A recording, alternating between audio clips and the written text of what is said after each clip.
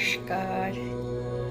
ঠাকুরমা স্বামীজিকে নমস্কার জানিয়ে আমরা আলোচনা করছি যে আমাদের সর্বশ্রেষ্ঠ অবলম্বন হচ্ছে গিয়ে আমাদের মনকে চালনা করতে গেলে প্রথমত শিখতে হবে কী করে শ্বাস নিতে হবে, কিভাবে আমরা বসবো।